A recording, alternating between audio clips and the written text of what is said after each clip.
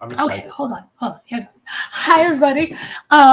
It's time to run away and join the circus today. This is one of my favorite books of the year, the last 5 years. I love this book so much. Oh, I thank would you. marry it if you can marry books. I mean, just look at the cover, one of us. It's quintessential Dan Chaon, who is our guest today. I'm really excited about it. And I have so much to say about this, but first I just have to do some housekeeping stuff. So you all know who I am, co-founder of Mighty Blaze. You all know that if you look on the right, there's a chat. Dan, you don't have to look at it at all. If anything is there, if people pop in questions for you, I'll read them out loud for you. So you don't have to notice them at all. So if you have questions or comments, just put it in there.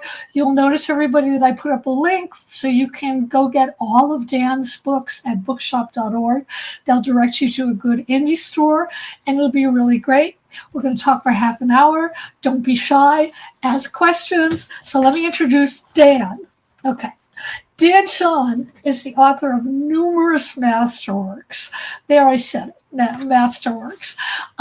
He's the author of Ill Will, one of the 10 best books of the year from Publishers Weekly.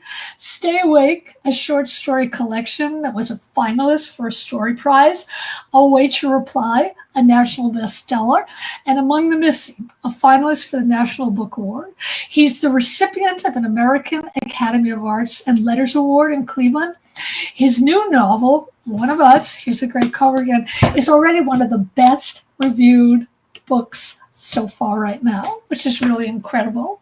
So One of Us is set in 1915, and it's amazing. And it's like all the adjectives you can think of. That's what this book is. It's about two kids, Bolt and Eleanor, twins, who can supposedly read each other's mind. They're on the run from a nasty con man who's supposedly taking care of them. And they find a whole new world in the jangling Emporium of Wonders, the circus. But this book is really about so much more. It's about who we are to each other, who we can be to each other. It's about being an outcast. It's horrifying. It's funny. It's full of wonder and terror. And it's truly about the families we're thrust into and the families we make. So let me just read you some of the praise. People are really raving about this. New York Times says, as One of Us gleefully samples multiple registers, comic, tragic, satiric, poetic, it's a mesh of archaic and contemporary styles, and it becomes something arresting, an absolute joy to read. Booklist says, mesmerizing and macabre. I think I said book page, Booklist. Anyway, another one said, isn't for the faint-hearted, but readers who love thrillers that stimulate their intellect as much as their emotions will savor every unpredictable twist. The Star Tribune says, a combination of hope and page-turning dread. His books are so gripping. And indeed, this book is just, all you have to do is look at the cover to know. You can't take your eyes away from it. So welcome to Dan Chaon, one of my favorite writers, with one of my newly favorite books. We're delighted to have you here, Dan. Oh, thank you, Caroline. I'm like all embarrassed now, but boy, all the nice things. Oh, no. And you know what? Your publisher actually sent me this really handy popcorn bucket along with the book. I don't know if you knew that. So I did the lobster claw too? No. I got the lobster claws mine. This is mine. I took this up because I thought this was like, my thing where I can mop my brow with my lobster hand. And I put all sorts of stuff in here. Okay. All right. So I want to start talking about this book right away because it's amazing. So I hate it when people ask, where do you get your ideas? Because if we knew where we got our ideas, we would write them. But what I like to ask instead is, what were you thinking about when you started writing this? What idea or what thing just wouldn't let you go, where you felt, you know what, I'm going to write about this circus and these kids, and what was going on? Well, I like to play around with genre, and I had never done a Western before. So originally I kind of thought it was a Western. It actually takes place a little bit after the age of the Wild West, although that's still an element because they're in, Right. Nebraska and South Dakota and these places where, the cars haven't quite replaced horses as the main uh, mode of transport. And it's a time that, I mean, one allowed me to get out of 2025, which was nice. Right. Very nice. But also it has echoes of the time that we do live in. It was a time of a lot of technological change. It was a time where immigration was a huge debate, and it was a time when there was a lot of turmoil in the country. And there were oligarchs, and there were riots, and et cetera, and kind of almost felt slightly familiar. Yeah. Very familiar, very familiar. I mean, this whole circus world is a world where the worst thing you can be is to be ordinary. I mean, and as I was reading it, I thought this was very familiar, because it seems as though the ordinary among us loathe and want to destroy the extraordinary. There's a group of people who do not like it if you're different, if you're too bright, if you're quirky, if you're, some people feel that it's a good thing to be able to go out for a beer with somebody and that person can be your leader, but you don't want to be cowed by someone else's intelligence. And I felt that was running through this story. Am I reading into Absolutely. this? Yeah. Well, I think there are two different threads that we think about as particularly in American culture. One is, I'm going to run away to the circus, and it's going to be I'm going to be a star, and Right. I'll finally meet my people. But the other is, if I say to you, Carolyn, you belong in the circus, right? It's not a compliment. Well, it depends, but no, you're right.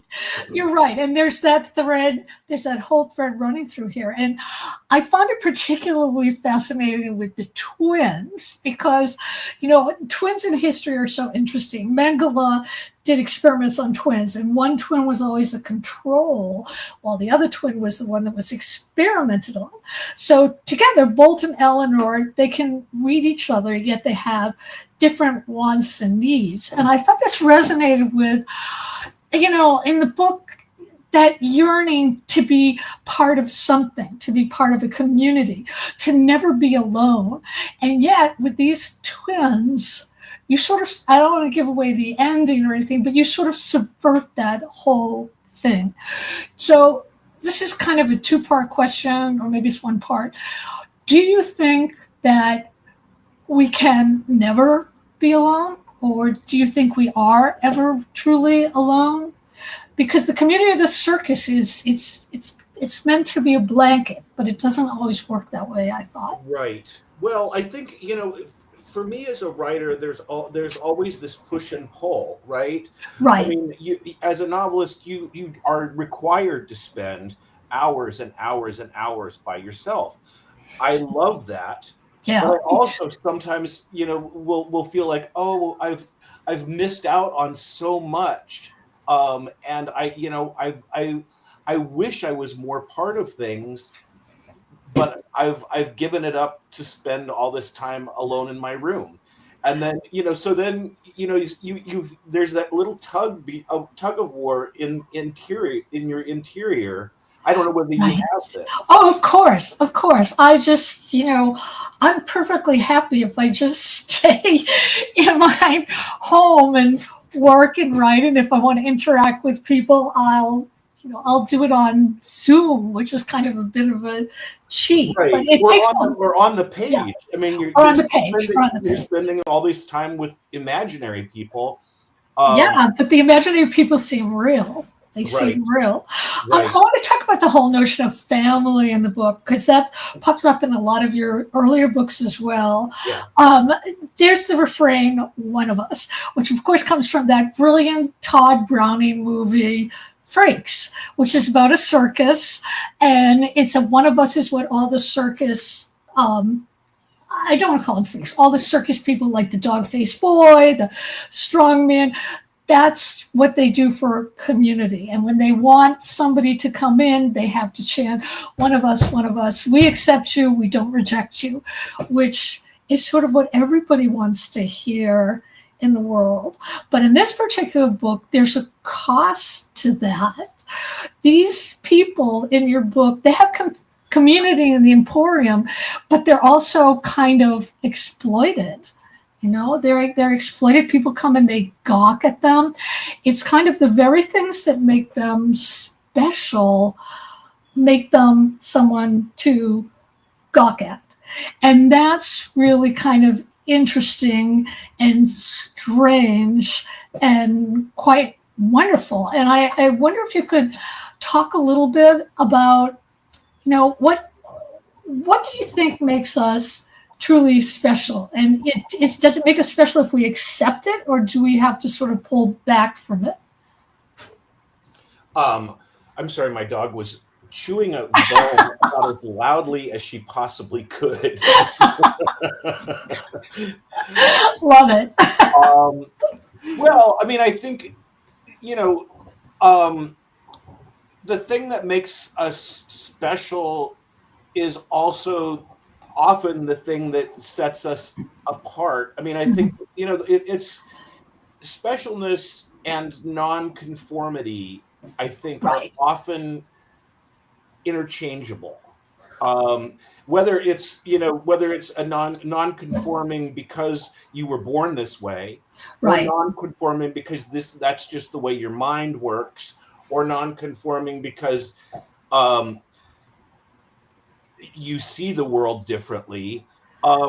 It both makes you special, and often sets us apart from, you know, our original families, or our, you know, communities or whatever. And one of the things about this circus is that it is a place where all of these people who have differences can find each Right. other. And I think, you know, like when I left Nebraska and went away to Chicago to college, it was in hopes of finding other people who were like me, Right. because they weren't there in like small town Nebraska. That's amazing. Small town Nebraska. I want to talk about the influences here. There's Freaks, of course. There's Ray Bradbury. Did you ever see the HBO show Carnival? I did. Oh, I did. good, because that wasn't mentioned. That's like one of my all-time favorite hallucinatory, hypnotic thing. And it also has like one guy who he's extraordinary. He can supposedly heal people, but it's not a gift he wants. And I found that so haunting. And I was wondering, why do you think we're so haunted by people who have these gifts that are also sort of curses? I mean, because all the gifts in your book, they have a cost as well as a benefit. Absolutely. I think, you know, everybody as a child wants to have like a power or something, Right. some element of magic that they can perform. And, you know, I mean, when I was little, I, you know, would read magic books and learn tricks, and then, you know, try to perform them for people. And, you know, I think that's just a natural desire that we have, and a natural longing to be special in some way. Right. Something that's about us that stands out. I want to talk to you too about horror. Because you and I have talked about horror films. I mean, it's a very strange thing to me, but the people who I talk about horror films to all the time are really sort of jolly, happy people, kind, nice people. And yet we'd love to go to movies where we see somebody's head sawed off and replaced by, say, the head of an insect. What is that? But I mean, I find no greater joy when I'm stressed than reading horror or watching it. I mean, I was reading this book with a smile on my face, and I can't figure out why do we love horror? Why is it thrilling? Is it because we feel it's a way to have thrills without actually having that horror happen to us personally? Or, I mean, why are you attracted to horror? I think I was a really scaredy kid. Really? I was afraid of the dark, afraid of just about everything, and I really had trouble going to sleep at night. And then one of my cousins told me that what if you just make friends with the monsters and pretend like you're on their side? That's interesting. And so, I mean, to me, one of the joys of a lot of horror movies is thinking of the monsters as the heroes a lot of the time. And especially in a movie like Freaks, for example, where they're in that movie, it's the normal people who are the evil ones. That's right. That's right. I think that's also kind of true in a lot of the classics, like Frankenstein. That's right. That's right. He's not the monster. Isn't the most monstrous. No, he isn't. He isn't. I'm dying to talk to you about the way the book is written, because it's just like one delight after another. First of all, it's omniscient, which is really, really hard to do well. When I think of omniscient, I always think of Charles Dickens saying, "And now, dear reader, we're going to leave Oliver and go to, the poorhouse," or whatever. But the way you do it was so seamless. It's kind of you shift the tone from poetic to funny to horrifying, and yet we're always sort of caught in this webbing.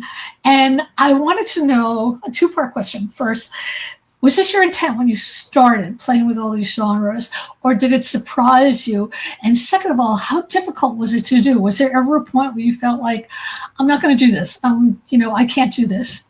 Well, I mean, first of all, I was just coming out of having written a novel that was entirely in first-person present tense, right. And I was ready to leave that behind.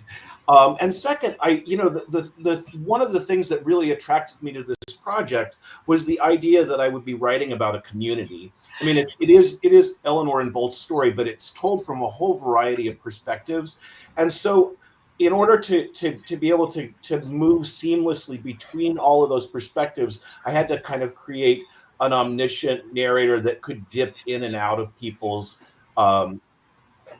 backstories and out of their thoughts. And as a short story writer, I really loved that, because it was like each chapter could be in some ways its own story, even as it was, adding to the whole. So I also wanted to ask you, no spoilers, but the ending of the book just, I felt like a nuclear bomb went off in my head. I didn't expect that ending, and yet it does what you want endings to do. It was inevitable and yet totally surprising and perfect. Did you know that ending when you started, or did you have an idea of that, or did that sort of creep up on you? Like a little bit of both. I mean, I was told there. I mean, no spoilers, but there are some deaths in the book, and those completely threw me for a loop. I was not at all expecting any of those things to happen. I did know from the beginning that I wanted to also the book jumps forward 100 years. Right. And I knew I wanted to do that. I knew I wanted it. I love that. It goes from 1915 to 2015 in this one in the last chapter. I knew I wanted to do that because I love those. I love those kinds of frames where you get to see the whole of each person's life at the end, and you find out, oh, they had a happy life, or oh, that bad guy had a bad life. Good. Right. Yeah, I always ask writers, and sometimes I annoy them because I want to know where do you see these characters in 20 years? And you're right. You want to know the whole of life. So I want to ask you about a lot of the things that people do here in terms of reading minds, tarot cards, this kind of stuff. Sometimes I tell myself that it's all quantum physics, that Right. We don't know what's in the energy field. Who knows? Maybe somebody who's a psychic is just tapping in. Quantum physicists say there's no time, so maybe someone's just tapping into a different time period. So I want to know, do you believe in this, or do you think this is just a way for people to grab onto another way of seeing the world or a lifeline? I don't. Let me put it this way: I don't disbelieve. Okay, good. And I'm writing a lot about spiritism and theosophy, and things like seances and like that kind of thing were pretty mainstream back then. time, Yeah. right? I mean, Lincoln Yep. held seances in the White House, and people like William James and That's right. The Sherlock Holmes guy, Arthur Conan Doyle, Right. believe wholeheartedly in a spiritual plane where our loved ones hovered around us and we could contact them through through a spirit medium. I've never been to a spirit medium myself. But I have had my cards read, and I had somebody perform Reiki on me once. Oh my God. I spent 1 year grieving I must have gone to 1,000 psychic mediums all over the country. And I have to say, I would say 98% of them were they had Shirley MacLaine embedded in crystal on the table. Right. But there were two who told me something that was going to happen in the future, and it happened, and it freaked me out. It was a little bizarre. Anyway, speaking of bizarre, I wanted to talk about, you mentioned, I think it was in the acknowledgments, Charles Fort. My father gave me Charles Fort, the Book of the Damned, when I was 12 years old. And for those of you who don't know, the Book of the Damned is all about, it's presented as absolute truth about how they found, teeny tiny dental tools in the mountain that showed there were teeny tiny people living there, half an inch high. And then someplace else they found giant footprints. And I absolutely believed all of that. So what's your experience with Charles Fort? Did you read that as a child? I was fascinated by that kind of thing. I love the tales of the unknown and what's called Fortean stories, and I subscribe to this magazine that's called the Fortean Times. Oh, is it still around? It's still around? I think it is still around. Yeah. Oh, God. I have to get that. I absolutely have to get that. We have an audience question for you. Usually people are shy, but this one is, what books terrify you?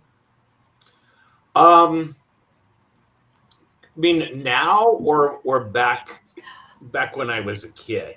I think just in general, maybe Frankenstein scared you when you were 12, but does it scare you now?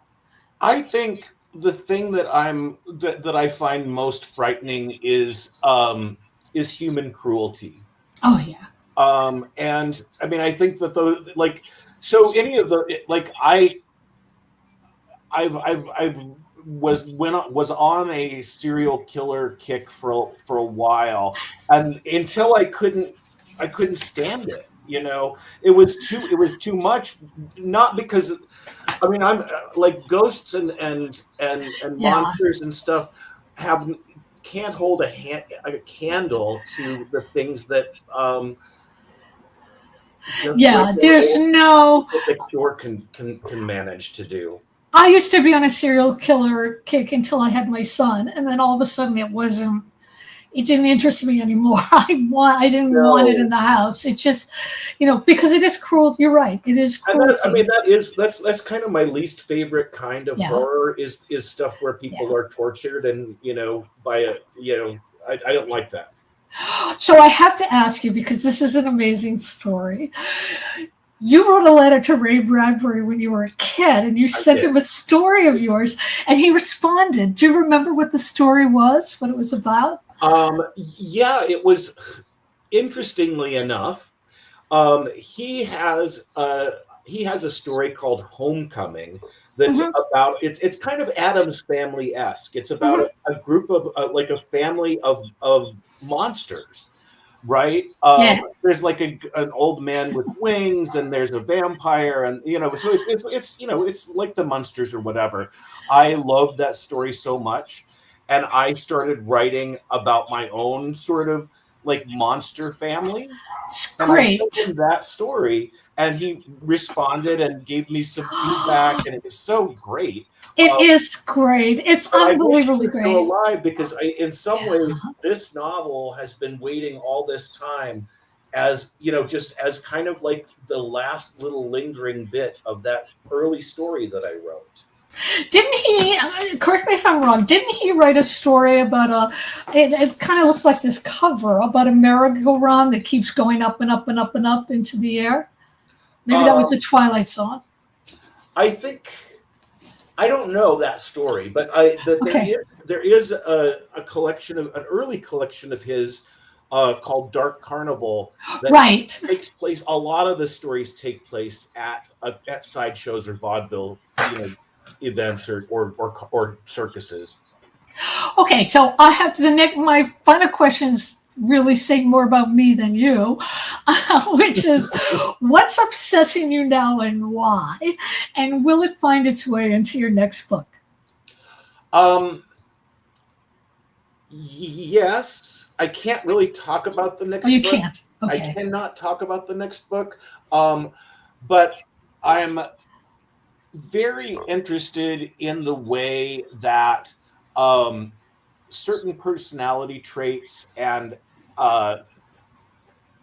aspects of thinking seem to travel through generations, and to what extent those are like thoughts are actually biological or inherited.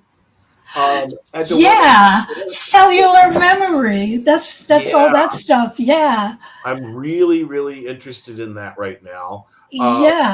And I mean, in part because like there's all this kind of weird stuff, like like Peter Thiel and those jokers are those people are interested in like, oh, can I download my brain to AI? I don't think so. I think it's not just thoughts. There's biology involved. Yeah, I think so too. I want to know, what do you do for fun? Well, I watch a lot of movies and TV. I love that. I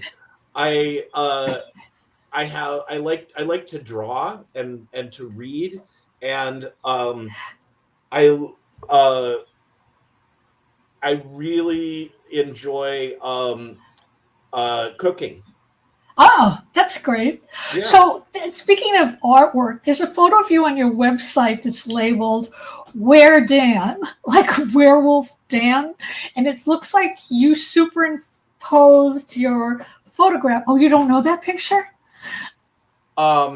It's which website? On maybe on Facebook? No, it's on your website, danchaon.com. That's not really my website. Oh, it's not? No, you wouldn't believe it. You wouldn't believe it. But that is a phony website that somebody, I can't figure out why, took a lot of trouble to make a very, very complicated website. Yeah, it looked really it did look complicated. It looks really nice. There's a lot of stuff on there. Wow. I haven't seen that picture. That is very, very strange. I will tell you that there's some guy who's making AI books of people. They're all on Amazon, and they're all published on the same day. He's got them of like every president, this, that. And someone told me, oh, there's one of you. And I said, no, it can't be me. It's probably the press secretary.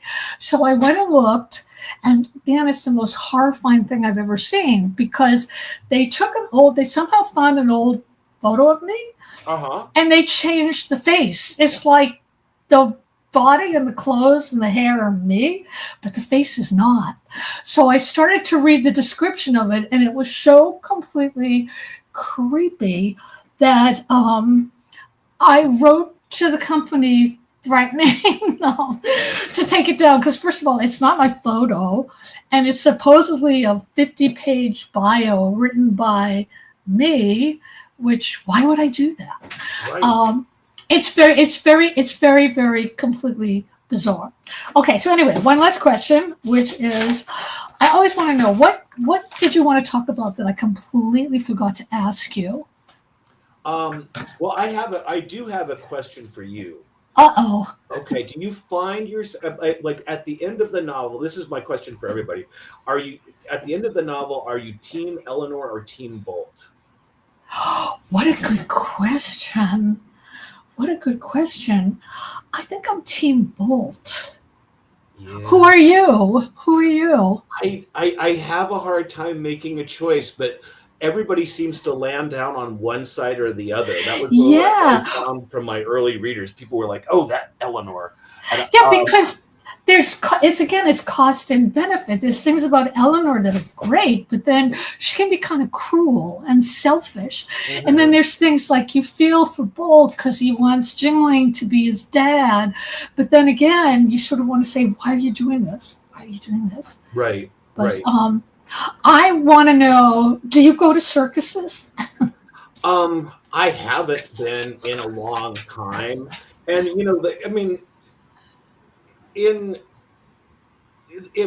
I think one of the things that made me stop was stuff that I'd read about animal cruelty. Right. And I really, and also, they don't show up all that often anymore. Yeah, that's true. It's true. And you have one last audience question, actually, which is, let me see if I can scroll down and find the notation. What's the last terrifying book you read? Oh, wait, that's just like which books terrify you, but it's a little bit different, so I'll ask it anyway. Gosh. I was genuinely scared by Stephen Graham Jones's The Buffalo Hunter. I thought it was really pretty scary. There are some books that I forget which book it was. I think it was actually an early Stephen King book, The Shining, when it first came out. I was so scared by that, I threw it out of my apartment window right on 23rd Street. Well, I want to say first, I want to thank everybody who's been here, all the people who asked questions. I want to remind all of you that this particular interview is going to live forever on a Mighty Blazes YouTube station, so you can tell your friends. Don't forget, you can go to bookshop.org and order Dan's book or any of his books. And I want to thank all of you for coming. Dan, you stay put so I can thank you when everybody else is gone. And I'll see all of you next time. So thanks for being here.